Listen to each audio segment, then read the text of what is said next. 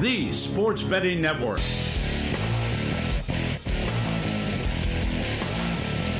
The numbers told the story, they always do. It's one of those idiots who believe in analytics. This is a numbers game with Gil Alexander on Vsin. Good Thursday morning to you. It is a numbers game at Vsin, the Sports Betting Network, Vsin.com, Game Plus, iHeartRadio, YouTube TV, and of course, Sirius XM Channel 158. It's Gil Alexander. That right there is Kelly Bidlin, everybody. Producer number 9. So much more than a producer. Is there anything happening today that I should know about for the show? Anything else? The Celtics just got bought. How much? How much? $6.1 billion for the Boston Celtics. Bill Chisholm buys the team. For how much? $6.1 billion with a B. That's like a Washington football team. They are. Price. I mean, they are one of the more valued NBA franchises because they have it. They've got what, $6 billion for a basketball team. Yeah. Wow. That's where we're at these days. Whew, nice. Jesse Pagula could afford it. Mm-hmm. March Madness today. We are just over 2 hours away. Zach and Crack in full effect today. Zach Cohen, all his college basketball. Bill Krackomberger unscripted, of course. Throw in Adam Burke with all of his Thursday plays in March Madness. Dalen Cuff from ESPN standing by. We will check in with our own Grace Remington here for the Vibe Report. That's right. Should be out in the book. Here at the Circus Sportsbook, the grandest sportsbook of them all. We don't usually start. And by the way, I will give out my 20 plays, ATS/totals that I have entered in the Vsin Bracket Challenge. I hope everybody enters. Still have, an hour and 45 minutes to enter at Vsin.com/contest. Vsin.com/contest, $3,000 first prize, and there's almost like 50 Vsin employees in there, including all your favorite hosts. So you can have bragging rights over them, even if you don't win the $3,000. You could be like, "I crushed Kelly Bidlin." That's right. And that, come get it, right there is currency. I believe. What did I text you yesterday? But 20 is tough. 20. I mean, what 20? I'll give my 20 picks that I went with there, and then I will also give my 3 Survivor plays. Did you put in your Survivor plays? Survivor's in, buddy. All right, sweet. Survivor's in. Now, we don't usually start with a guest, but because this is March Madness this morning, and by popular demand, do we have those 2 tweets, or do we have them up? We have them up? Yeah, we got those. This is, we just put a couple of these as a sample. This is from Bet's Contrarian, who said, do you still do the Giant Killer segment, or who was that? Used to really enjoy that. Thanks, love the show. Thank you, Bet's Contrarian.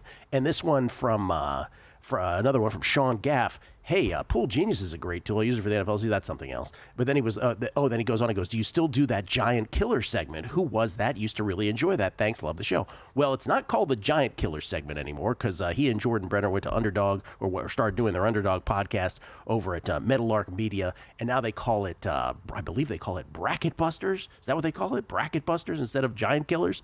Ladies and gentlemen, it's my old friend, an annual tradition on the show, a tradition unlike any other. Peter Keating joins us. From Gil, no one I'd rather play the numbers game with. Yes, thank you so much. And I appreciate you reading those tweets. We have a very we're trying to figure out if it's more than 74 people, but we have a very dedicated group of fans out there. So I appreciate that. Oh no, I'm sure it's more than 74. Peter, let's start with, as we always do, with the criteria. What does it require to be? What is the profile of a Giant Killer, or let's call it a Bracket Buster, in March Madness? It's really simple. We've been doing this for 20 years now. It's called Bracket Breakers. It's at The Athletic, and we're on our Underdogs podcast. And we look at matchups where there's a difference of at least 5 seeds. So your 11s and 6s, 12s versus 5s, but also in subsequent rounds, like a 2 versus a 7, qualify as a game. And we look at past tournaments to see what the statistical criteria are that have been associated with teams doing better or worse than you'd expect. Then we look to see which teams this year have those criteria. So as you might expect, you're really smart betting audience. Good underdogs tend to play high risk, high reward styles, right? They press for turnovers. They crash the boards. They shoot a lot of threes. Teams that take on intelligent risk can broaden their scoring, and that gives you a puncher's chance to beat a better team. It's simple, pretty simple in theory, not easy to do in practice because, look, let's face it, all these teams are playing better opponents, so it takes a lot to put together. Okay, so with just 2 hours left for folks to submit their brackets, who are the bracket breakers? What teams apply to the bracket breaker profile? Here's the good news. So many years, these teams pop up early in the year. We follow them. We fall in love with them. Our statistical model loves them. Then they either lose in conference tournaments or they get really bad matchups. This year, there's a few that are actually still in line, and I'll give you a few. One that we love is Drake. You may have already talked about Drake. Drake is the only team in the country that plays less than 60 possessions per game. They keep things close with everybody, so they're going to hang tough. They get tons of offensive rebounds. They force more steals at a higher rate than anyone in the country. We love Drake. Another one, UC San Diego. They've gotten a little trendy lately. I think they're only a 2.5-point underdog now against Michigan. Look, like Drake, they've gotten a bunch of talent from D2. They took 4 years. You know, the NCAA makes you wait 4 years when you move from D2 to D1 to be eligible to be in the tournament. They spent that time recruiting players from all around the world. Now they have guys who execute all these giant killing strategies almost perfectly. They build a massive turnover advantage. The turnovers they generate compared to the ones they give up, it's like a 10 percentage point difference. Meanwhile, they're playing Michigan, who throws the ball away 1 out of every 5 times that they touch it. So they got a great matchup, and they got great giant killing skills. And I'll also mention, just as an off-the-wall long shot, keep an eye on a couple of deep underdogs. Number one, High Point, because they're just good enough to give a superior team trouble. And Purdue is what we call a generic giant. They don't dominate the boards. They don't dominate turnovers at either end. They require a good shooting night to win. And there's a bunch of teams floating around the top parts of the bracket this year, Gil, where if you don't have a shooting night, you go home for the summer, and you need something to support you. You need to build possessions in other ways to support you in case you don't have a great shooting night. And another one deep down in the brackets, Troy, because we think Kentucky's vulnerable. There's a lot of Troy does everything that we love in a giant killer. They kind of don't do anything else. They shoot a lot of threes. They force a lot of turnovers. They're 6th in the country in offensive rebounding percentage. I mean, who had that on their bingo card? And Kentucky plays with a lot of risk. They still haven't exercised all of the demons that have led to a couple of early round upsets the past couple of years. And they got a puncher's chance there. They got a puncher's chance. Drake, UCSD, High Point against Purdue, Troy against Kentucky. Yes, some of those that we have mentioned ad nauseum this week, but others we have not. I'm sure. Yeah, the UCSD one, I have put it in all kinds of things. They're starting to get popular, right? They're way too popular, Peter. It terrifies me. Way too popular, right? Like, well, I'll tell you, we've noticed in the past few years that the money line catches up very rapidly with what our statistical model says. So sometimes we're in the uncomfortable position of having to say we like the favorite because they're a better value bet, But I don't think that's the case here yet with any of these teams. The flip side, and you alluded to it with Purdue against High Point, with Kentucky against Troy, is there are the bracket breakers, and then there are those giants, if you will, that are susceptible to the carnage. Purdue and Kentucky perhaps being among them. Are there other teams that are sort of the usual suspects of Well, yeah. If I said to you, what's the one thing you know BYU for? You would probably say 3-point shooting. Right now, there's more to that team, but if you find giants like overdogs, like what I call overdogs, nobody else seems to like that word who I work with, but you find overdogs who carry a lot of risk in their play, right? If they allow opponents to disrupt them by giving up the ball too often, or if they just take too many threes. I mean, I think there's risk in Wisconsin style, and the reason I bring up BYU is because VCU is just Shaka Smart's long gone, and so are all the coaches from his tree. But somehow in that team's DNA, they still have this extremely high turnover, play smart, disrupt an opponent style, and I could see them easily. I mean, if you think about how they're a team that could play 2 of these vulnerable favorites in a row and ride giant killing to the Sweet 16. That's a great point to make. That this is not just a first round thing. This is oftentimes a second round thing. I have 2 things. One, keep workshopping overdogs. One of these years it's going to catch on. I think we're going to get there. And 2, do you remember like your greatest, I'm sure there were many of these, but do you remember a particular historic call on one of these, what used to be giant killers, now we're calling bracket breakers, that you take pride in? The first time I ever did this back, I think it was 2009 or 2010, I think, betting was not legal. Betting was legal hardly anywhere in the country, right?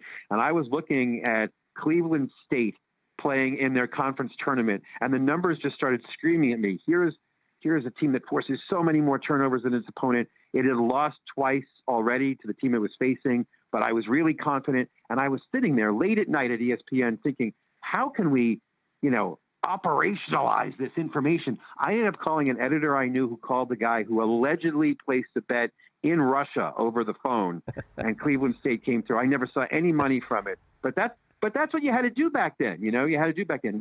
I will say, talking about VCU, our model loved VCU. VCU seemed like it played a different giant killing style in every game on their way to the Final Four as an 11 seed in 2011. That's a pretty good one. Yeah, they were a first four, as a matter of fact, before getting the 11 seed. That's right. Yes, they were. Yes. Peter, let's tell everybody where we met when you were at ESPN the magazine. Now you're at The Athletic. You also do the Underdog podcast with Jordan Brenner, your cohort for many years. How often do you do that podcast, and is that the best place to find your stuff? Yes, you can find our podcast, which just basically talks about why unexpected things happen in sports. Everywhere you find podcasts, Apple, Spotify, anywhere. It's called the Underdog Podcast. It's Jordan Brenner and me, Peter Keating. You can also hit us up on Twitter. We're easy to find. And right now, yes, we are on The Athletic with too many thousands of words of this March Madness coverage. I don't even know which piece is up now. I should mention, I don't know how much you cover it, but we've extended our analysis to the women's game. So if you're interested in the women's bracket, we've got our analysis of that up there, too, at The Athletic. Can you give us one team in the women's bracket that you think is rife for upset potential? The women's bracket, the teams that we love did not get good matchups this year. The women's bracket is going to look pretty chalky, although I love in a second-round matchup, we love Vanderbilt against Duke. So watch Vanderbilt. They forced tons of turnovers, and they got two women who scored 50 points in a game this year who can take the game over. That'll be like a really cool giant killer matchup for the Aces. Peter Keating, everybody. Peter, I love you. Thank you so much. Gil, anytime, and let's figure out how to...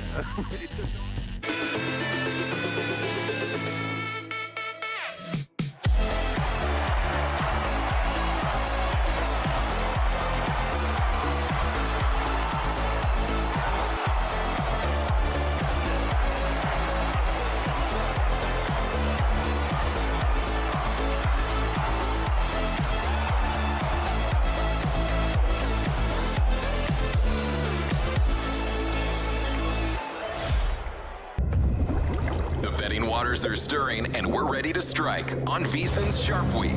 Starting Selection Sunday, Vsin will be your captain for March Mania, helping you navigate the madness and land that big bet. Join us as we break down the brackets and provide expert analysis on every game, delivering insights only Vsin can offer. We've stocked the ship with our March Mania betting guide, giving you everything you need to chart a winning course through the biggest betting tournament of the year.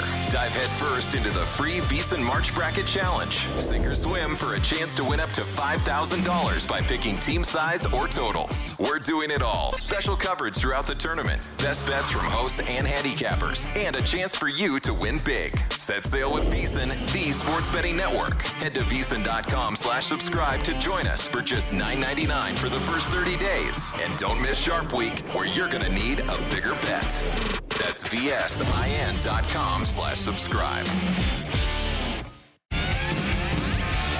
Coming up on the next edition of Follow the Money, we're live from the Circus Sportsbook for the first day of the first round of the tournament. We'll have hits from our roving reporters, Grace Remington, Joe Cirallo, around Circa, the pool, and the sportsbook floor. Eli Herskovitz, sports betting analyst, will give us his best bets, along with Bruce Marshall, and it's finally here, the great blackjack story, Private Plane Wayne Peters in studio. Follow the Money, 4 to 7 Eastern, Vsin, the sports betting network, Sirius XM, channel 158.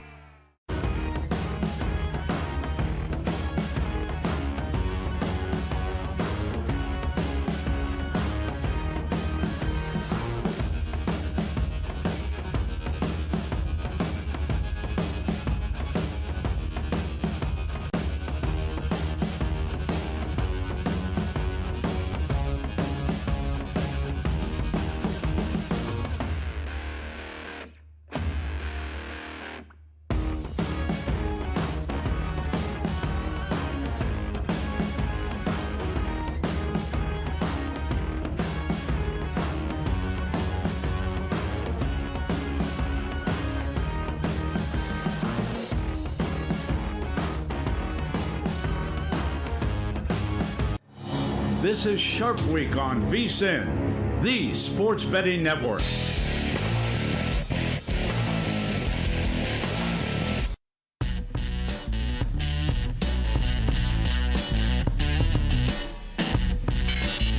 Game on Vsin, the sports betting network. There's still time to sign up for Vsin's March Bracket Challenge. It is free to enter. Wish Nev was asking me this. How much does it cost me? It's free, dude.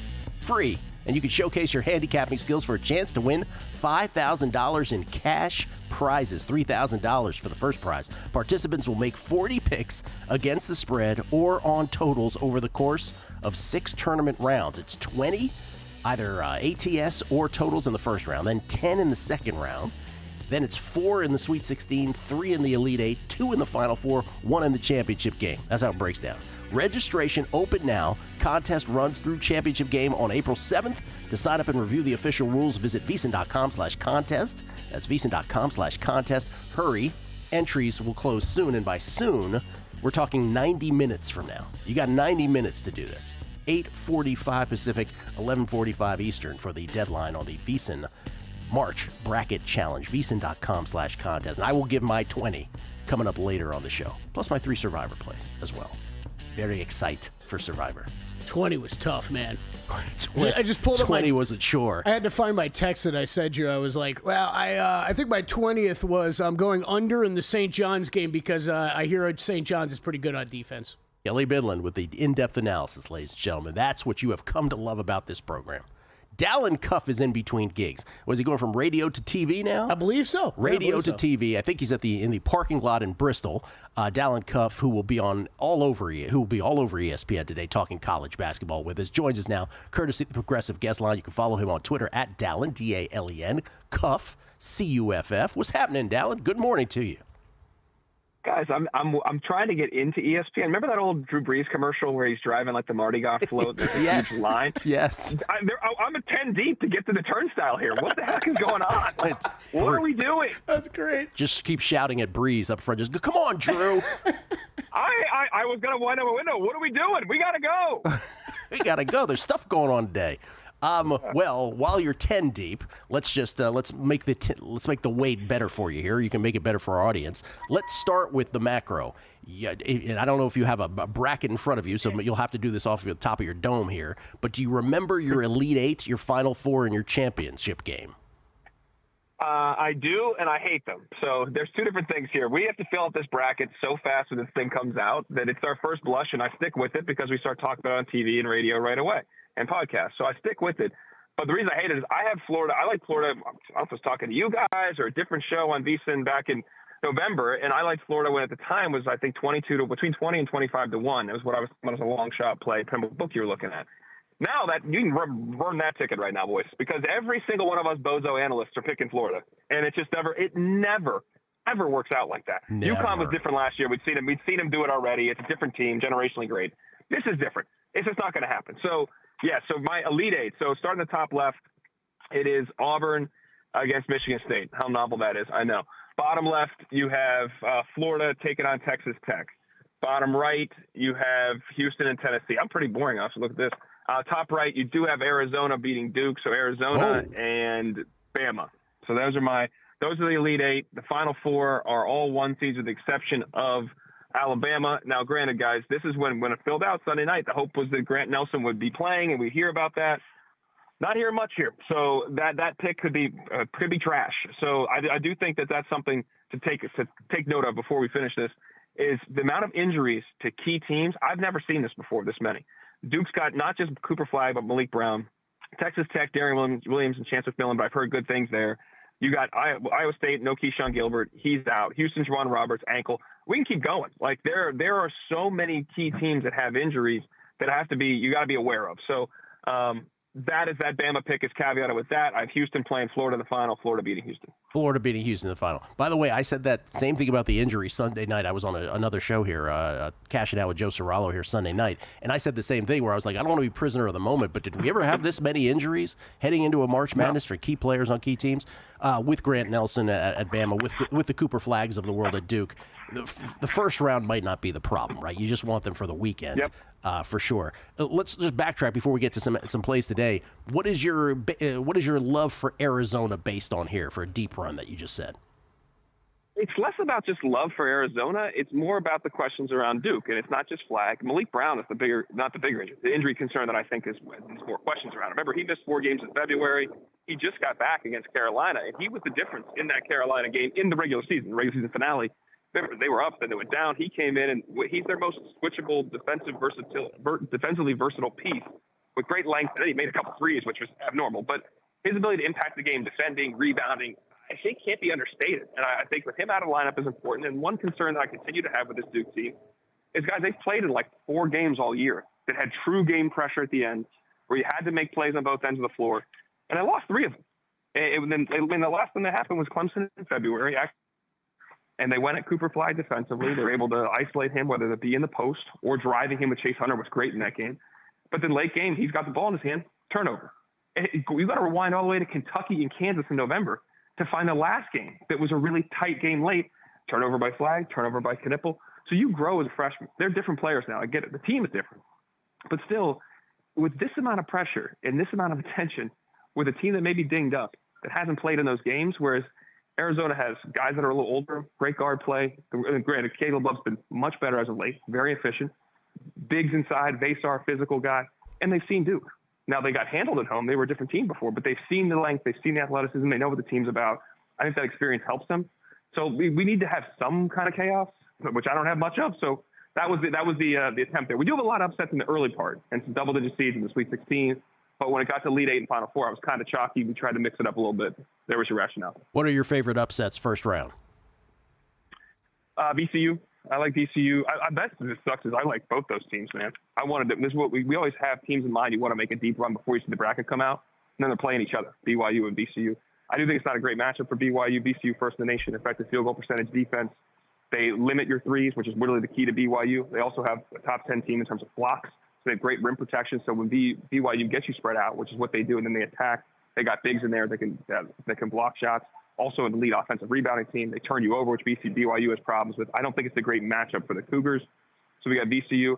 Also VCU beating Wisconsin. This is a similar method to how Wisconsin plays. So VCU into the Sweet 16, playing Bama. And if Grant Nelson's not healthy, VCU could find them wearing the Elite 8, I think, is possible. There's quite a bit of value on that play. The other one is Yale to the Sweet 16. I think Yale playing Texas A&M. We've seen that a lot of these guys were on the team last year that beat Auburn. John Poulikitis had 28 points in that game. He's back, lefty, NBA-level shooter. They've got bigs and big guards to help rebound. That whole game comes down to rebounding the ball with A&M. A&M was unskilled and can't shoot. If they can rebound the ball, Yale, which is top 25 in defensive rebounding percentage, I think they're right there. They are the more skilled team. They have more shot makers. They have more playmakers. I think they can win that game. I have UCSD beating Michigan opposite them. So those two teams would be a 12-13 matchup. Really like UC San Diego. They turn you over. They don't turn it over. They make shots. Michigan got kind of hosed here. They play Sunday till 5 o'clock, and they got to fly to play at Denver Thursday at 10 p.m. at altitude. It's really not the ideal situation for them. So I like UCSD in that game. So that gives me Yale in the Sweet 16. I think they beat them. Ole Miss in the Sweet 16, not as much of a shot there. Texas Tech, I think, is a lot of value to get to the Elite 8. They got to beat St. John's. I think they can do that if fully healthy. I like the Johnnies, but lack of three-point shooting, lack of free throw shooting concerns me. Late game with the Johnnies. So I think that's like plus 170 for Texas Tech to get to the Elite 8. Those are some of the upsets, I guess. Texas Tech not a big one, but the other ones, some of the double digits. Yeah, you also like Georgia plus the points against Gonzaga?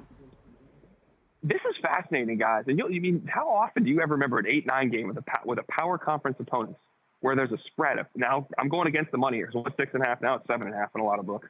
That is this big. And I understand, like, Vegas loves the Zags, and all the numbers do. I mean, in Ken Pomeroy's rankings, Gonzaga is the 9th overall team.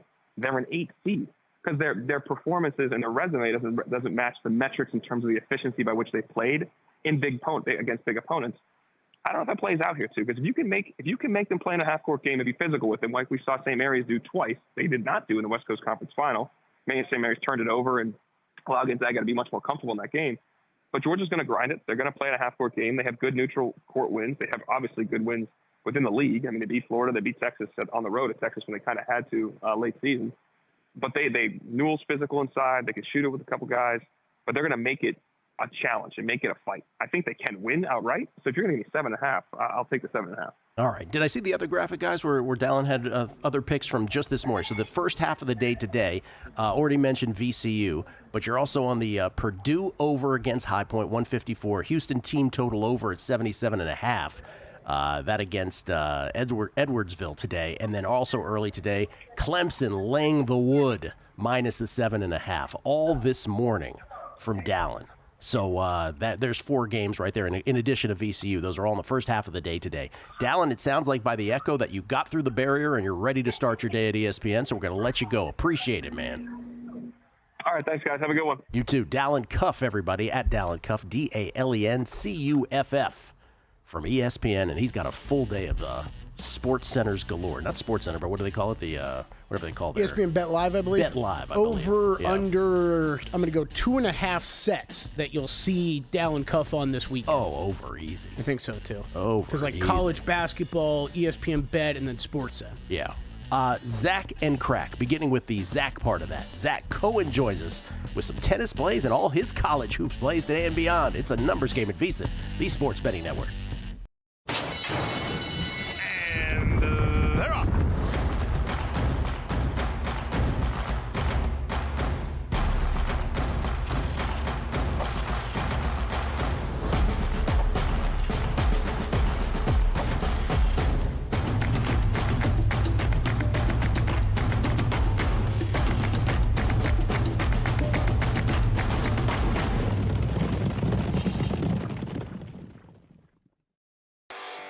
For just $9.99, Vsin's got you covered for March Mania with a Vsin Pro subscription.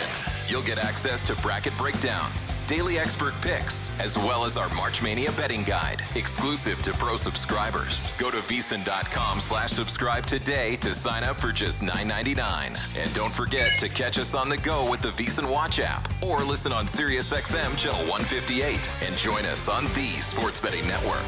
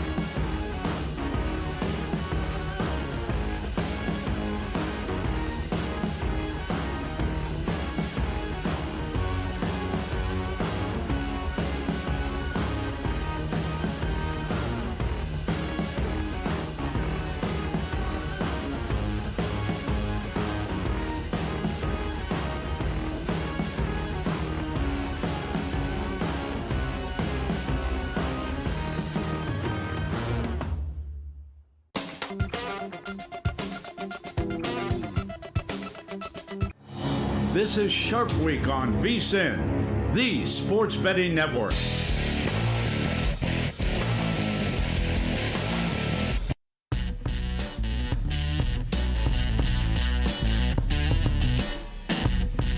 A numbers game on Vsin. VSiN, the Sports Betting Network. Eliminate all the fake handicappers who are pitching fake records. Juice Reels bringing transparency to the picks marketplace. All Juice Reel betting accounts are synced with the betting history directly from the sportsbook, so no hiding those bad records. Juice Reel ranks every bettor based on their actual betting record. Sharp bettors can even get paid when others follow their picks. Check it out for yourself. Download the Juice Reel app. Use promo code Let's Go and receive $25 in free app currency that you can use to check out what the best handicappers on Juice Reel are betting. I think when you type it in, you kind of have to do it with that kind of like oomph. Let's go. Let's go. Type it like Kelly Bidlin style. He hits the keyboard hard. It's free in the App Store. Juice Reel, JUICEREEL. Download Juice Reel today. We get tweets at Beating the Book. Always appreciate the feedback. Square Bob 2022. As all Big West alumni know, this whole conference is filled with D2 athletes. This UCSD Michigan game will be over by halftime. This line would be 15 if it was UC Irvine and should be 10+ today. Your regret is justified. He's talking about my regret because as soon as I bet UCSD, I'm like, oh, no, this is not going to go well. There is. I'm not even going to bring up the side of how many people we've heard betting San Diego. It's ridiculous. It's all one-way traffic. I'm going to go the other side. Have you heard a single person say they're betting Michigan? Not one. Not one. And that terrifies me. And Michigan is good, man. They got Twin Towers. Leaflet, by the way, on Danny Wolf. Brian Moriana. The arm swing is coming in like a wrecking ball today. Talk about you. That's right. Kelly Bidlin and the pronounced arm swing, ladies and gentlemen.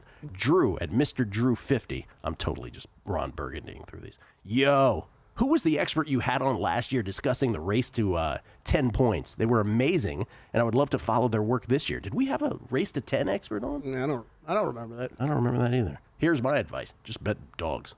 Like $2 dogs, just keep betting them. I mean, that's the only ones you're really looking at, right? Well, to 10, if it's a race to 10. By the way, if it's a race to 10, you should absolutely be doing that. 15 is also very cool. Don't do a race to 20. I mean, like that's because that's when in the power, manifests. The better team will manifest by then. Personally, if I'm looking race to 10 ones, and those are the ones I actually will bet, and I bet one of them. I bet Omaha. That was a Jim Root suggestion, but I'm looking at dogs and I'm looking at good 3-point shooting teams. Yeah, because hit a couple threes and then all of a sudden you're right there. Chance Copperpot, today's a beautiful day. Not only is it tourney time, but the Celtics have been sold, paving the way for the return of our beloved Seattle Supersonics. He thinks the Celtics are going to move to Seattle. Yeah, no, I don't think that's going to happen. D-Gen Southern Gen, Merry March Madness morning, fellas. Best of luck today. I'm curious, was Wyatt, Savannah, or anyone on the Numbers Game staff involved in making Stadium Swim's Mania Under the Sun commercial? Not sarcasm. It's such a great ad. I get jacked every time I see it. Have you seen that? I haven't seen that. Savannah? I don't know. Wyatt? You guys in think that? so. I don't think so. She says, I have no idea. Savannah's like, I have no idea what you're talking about. I think Savannah was in it. Jack and a Prius 2.0. Absolutely looking forward to going 0-20 in the Vsin Live bracket pool today. Hey, me too, Jack. Let's go get him. Let me tell you, if you guys go 0-20, or if I go 0-20, it is quite a feat. There is no booby prize, however. We'll get to more of these. I want to get to Zach Cohen, who joins us now. Zach joins us courtesy of the Progressive Guest Line, part of the Zach and Crack Comedy Hour here on the show. You can follow him on Twitter at BettingOnX.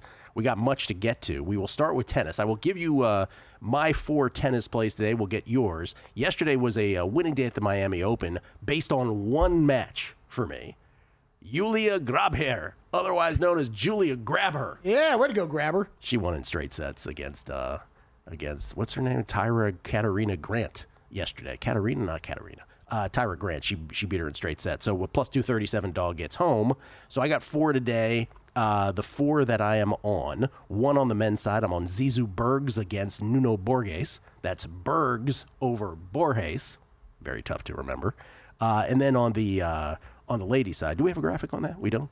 On the ladies' side, then, I've got Naomi Osaka, minus 119 against Ludmila Samsonova.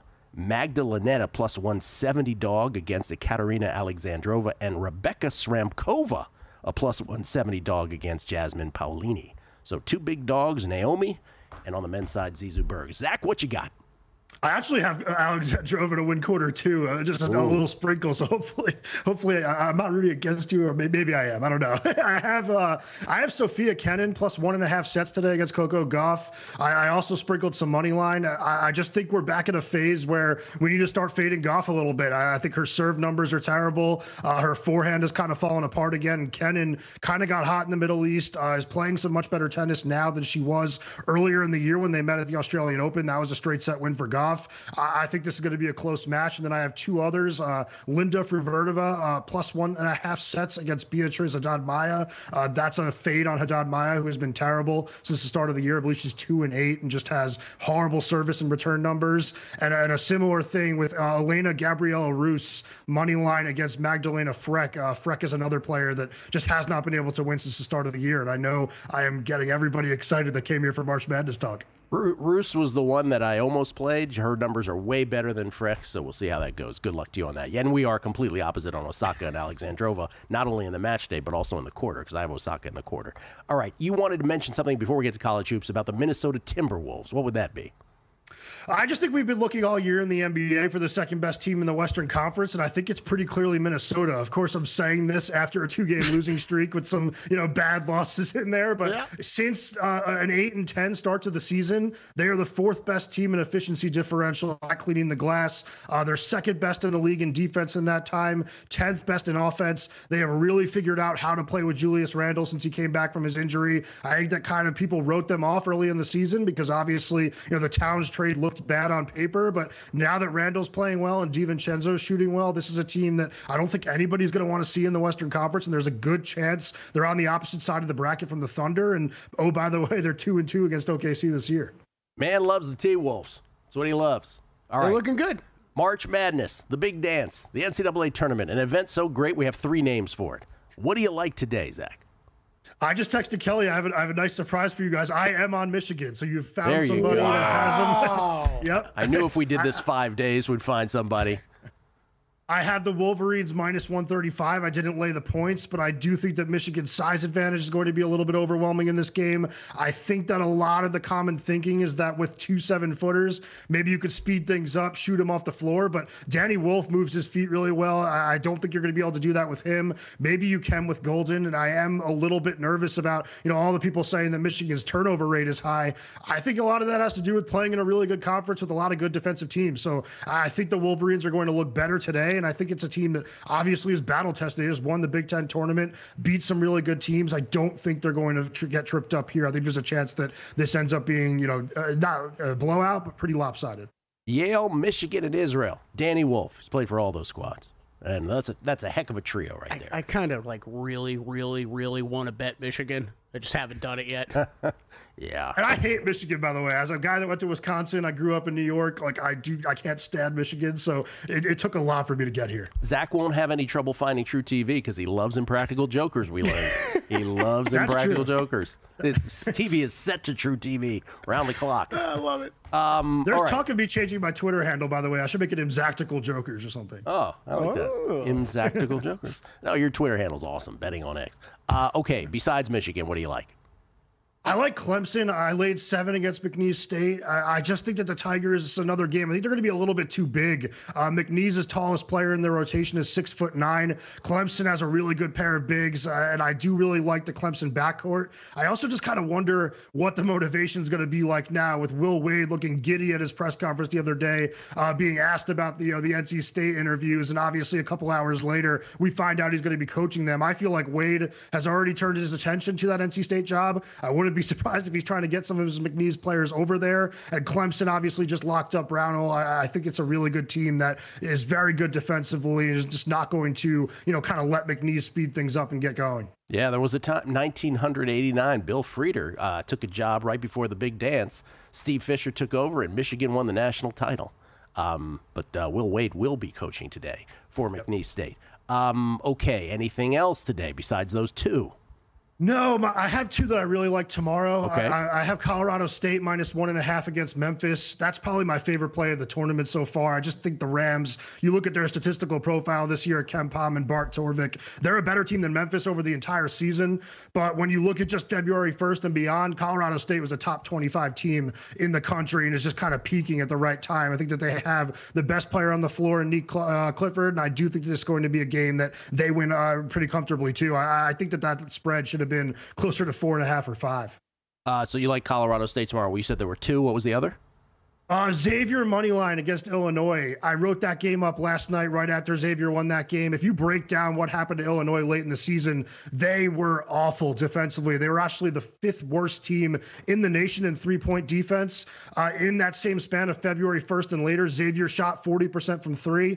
I also don't think Illinois is great when it comes to two-point defense, so I think that Zach Fremantle is going to get going in a way that he didn't against Texas. So I think that that's a game that Xavier really should win, and they're out there plus 142. Xavier, great come-from-behind win over Texas to get into the field of 64 last night. And Illinois, what interesting different opinions. You have them getting knocked out early. I think we had somebody else having them knocked out early, and yet we have Will Hill on the Megapod who has them going to the Elite Eight, and Todd was just screaming at him about that play.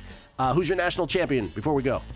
I have Houston. I just think that defense is really good. It's the best offense that Samson's had there. There you go. Zach, appreciate it, man. Good luck with all the plays. Zach Cohen, everybody. Thanks, guys. Betting on X. Adam Burke with all his college plays next.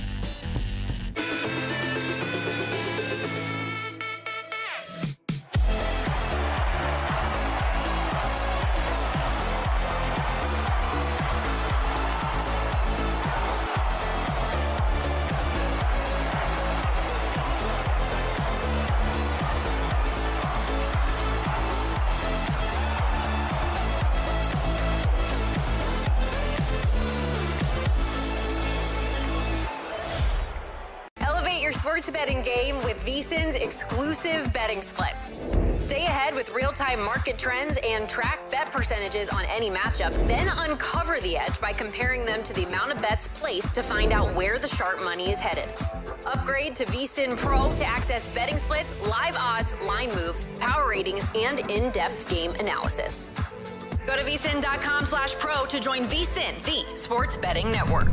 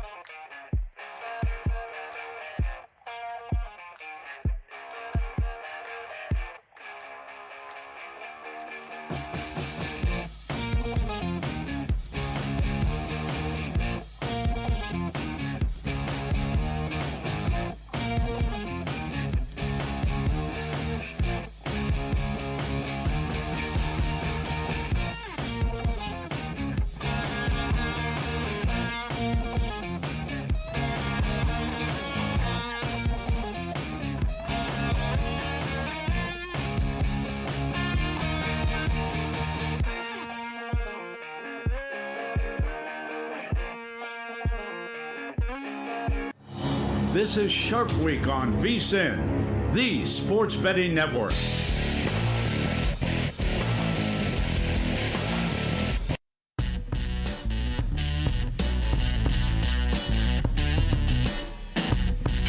A numbers game on Vsin, the sports betting network. You ready to take your sports betting to the next level? I know you are. The Sharp Plays at sharpplays.com is your secret weapon since 2011. They've been building trusted relationships with major sportsbooks and sports insiders worldwide. They provide daily updates on what top pro sports bettors and betting groups are wagering on, so you're always ahead of the game. But that's not all. They just launched a cutting-edge AI betting analyst that provides even more selections and reports, giving you the edge you need to win. And the best part is you can check out the Sharp Plays free content anytime. Get real-time betting action reports, alerts, and more through email and X directly from the pros. Plus, explore all of their records, including detailed online logs, right on the website at sharpplays.com. With the Sharp Plays, you're joining a team that's never had a losing year. What do you got to lose? Start today. Get access to the best betting insights at sharpplays.com. Skill Alexander, we get tweets at Beating the Book. People getting pumped for the Vsin Bracket Challenge. You have exactly 1 hour left to submit at vsin.com/contest. Please do this. This is so much fun. Again, $3,000 first prize, $1,500 for second place, $500 for third. And again, it's all your Vsin, your favorite Vsin hosts are in this as well. C. Spackler, I'm in the NCAA contest for the money. You mentioned we can get props for beating the numbers game bros.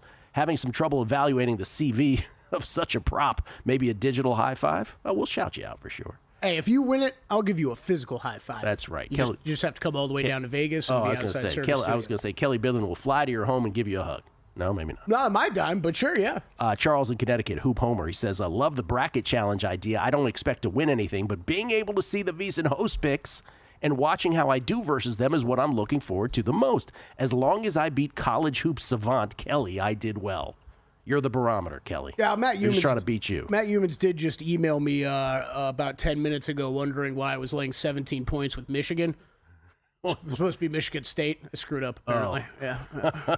Nice That's job. where we're at. Kelly's off to a great start. And Kay Brauskowski, he said, I'm excited to get my 15 seconds of fame when Gil and Kelly are looking up at me in the bracket challenge. How about that? Talking schmack already. Again, vsin.com/contest. You have 1 hour, now 58 minutes to enter. Adam Burke, while all that's going on with our Vsin.com, with our Vsin Bracket Challenge, he put together the Vsin College Basketball Betting Guide. Not just him, but he is, of course, the lead on all of our betting guides, and they are spectacular. A very weary and tired Adam Burke joins us now, courtesy of the Progressive Guest Line from his lair here in Vegas. A golf clap to you, Mr. Burke, sir. Another fine job on your part. I appreciate that, boys. I mean, I got to give a lot of credit to Zachary Cohen, too. I mean, my senior editor is my right-hand man, and he's fantastic. He's a great guy to work with. I know you guys are very familiar with him, having him on to talk tennis and NBA. But Zach, Steve Makinen, Matt Devine, all the hosts that contributed and participated, total team effort here with that guide, and I'm really proud of the product we put out. Man, Adam, your voice, you are really, he's tired. He's been working on this. He's been working hard. Around the clock. I'm just glad Zach could fit his work in between the commercial breaks of Impractical Jokers. That's right. The ultimate true TV fan. Is there a show that's on more than that show? No, I don't. His wife is like pulling him away from the TV? Do your guide already. Adam, let's start with today's games. What do you like today? What have you bet so far? Yeah, so, I mean, I know it's a really trendy underdog pick, but I do like High Point getting the points against Purdue. I mean, this is a Purdue team that doesn't get to the rim at all. They got a 28% shot share on close twos. Their offense has completely changed without Zach Edey in the lineup. And if we're talking about a jump shooting contest, High Point can hang around in a type of game like that. They're a team that shoots the ball very, very effectively, very well coached. They've been a great team for 2 years, even though last year they squandered the conference tournament with it at home. This year, they won it in more of a neutral setting. So I just think High Point is a team that, they can hang around here. They can get hot from three. And Purdue just doesn't force the issue enough for me getting to the rim. The other thing, guys, a lot of these teams in the Big Ten don't play very aggressive defense, don't force a whole lot of turnovers. If you're not forcing turnovers, that's how these Cinderella low major types of teams are able to stick around. So I think High Point in kind of a distance shooting contest, because Purdue, about 34% of their shots are mid-range jumpers. Over 38% of their shot attempts are threes. I think it's the type of game that High Point wants to be in. And so I think that the Panthers have a good chance to hang around here. So I took them plus the points against the Boilermakers. What of your underdog plays do you have advancing to the Sweet 16? Is there a team that you think has legs? Yeah, I mean, I think Utah State has legs here tonight. I know that we've all kind of been, taking a dump on the Mountain West after what we saw from San Diego State. But this Utah State team, I mean, again, shot selection is a really important thing for me, especially when you talk about the NCAA tournament, where you're playing in a lot of these neutral settings, excuse me, and stuff like that. But this Utah State team, I mean, they have one of the highest rim and three rates in the NCAA tournament. They're a team that gets to the rim about 46% of the time. They shoot a lot of threes. UCLA is a team that doesn't get to the rim, settles for a lot of mid-range jump shots. I know that's worked for Mick Cronin's teams in the past, but I think Utah State's able to take care of the basketball against them. Utah State forces almost the same rate of turnovers that UCLA does, and they're a better three-point shooting team. So I think Utah State is a team that can not only cover the spread here today, but also one that has the opportunity to advance. Wow. First of all, a couple things. One, technical term, Adam saying taking a dump on the Mountain West. Very aggressive term. We appreciate that. And then two, again, with the with the disparate views, Utah State, Adam proponent of, and then Todd Wishnev on the Megapod, loves UCLA. He's got him going to the Elite Eight. So again, we'll see where this all falls. What about your Elite Eight? Who do you have in your bracket, Adam? Yeah, I mean, I filled out a bracket for the Vsin March Mania guide, and look, I mean, it's such a high variance tournament because for me, I have a really difficult time with the fact that we go from nothing but conference play to playing non-conference games. It's a really high variance type of event. So for me, it's not an event where I feel overly confident in terms of the picks that I make, just because again, you go from playing similar styles, similar talent levels, stuff like that, to going out there and, playing a lot of different teams that you haven't really seen before. Coaching matters so much as well. But in terms of my Elite Eight, in the top left bracket, I mean, I have Louisville and Michigan State, who are two teams that a lot of people probably don't have. Wow. Making super deep runs. But I think the Cardinals are extremely well coached under Pat Kelsey. I know that a lot of people don't like the ACC for a variety of different reasons outside of Duke.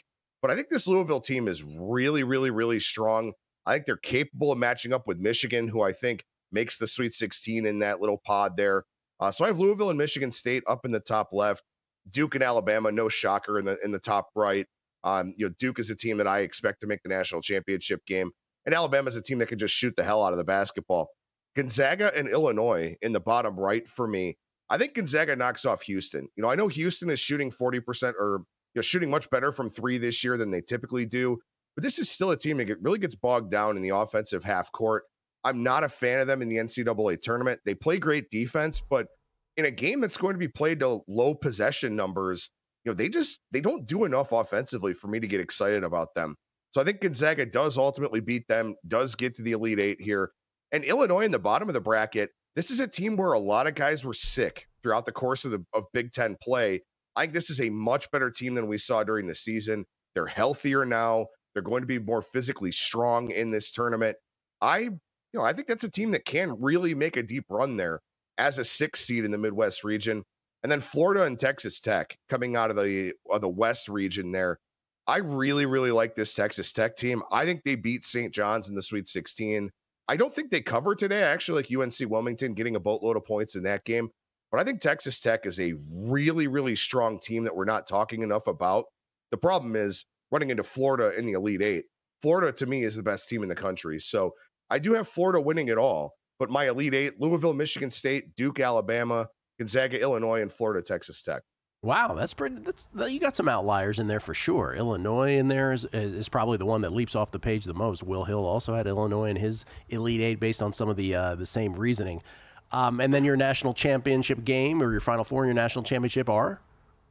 Yeah, I got Florida and Duke in the title game. I mean, this Duke team, obviously they fit the criteria, and that's an understatement to say, being a top 5 team in offensive and defensive adjusted efficiency. I know you've got your checklist, the criteria of teams that can actually win a natty. Duke is definitely on that list. I mean, as long as Cooper Flagg is able to be okay, and seems like he's going to be, not that they need him here today in the game against whoever it is that they play. It doesn't really matter with the number 16 teams. But I just think this Duke team is very, very strong. But I think Florida, the this should come as no surprise to you, Gil. You know my baseball handicapping. You know what I prioritize there. Florida is the most analytically savvy team in the NCAA tournament, and I think that's something that's really going to benefit them when you combine that with the talent they have, the shot making that they have, the shot selection that they have. I just think this Florida team, I mean, they earned it through the gauntlet of the SEC, and I think that the little edges that they can get over the course of a game ultimately make the difference, and the Gators cut down the nets in San Antonio. Yeah, Duke plays Mount St. Mary's, of course, who got in after American lost yesterday to the Mountaineers. Big injury, obviously, in that game that torpedoed American. 5 seconds. We let you go with this. Trendy dog you don't buy is? UC San Diego. Give me Michigan. I don't know how the Tritons cover 2 7-footers in this game today. I think you're right. What's going on? I hate that you're right, but I think you're right. What's going on in the Vsin newsroom down there with the writers? It's a Michigan flurry. Thank you, Adam. Get some rest. Guys. Crack next. Unscripted numbers game. And we're out. Okay, give me 1 sec. I need to load funds into my gaming apps.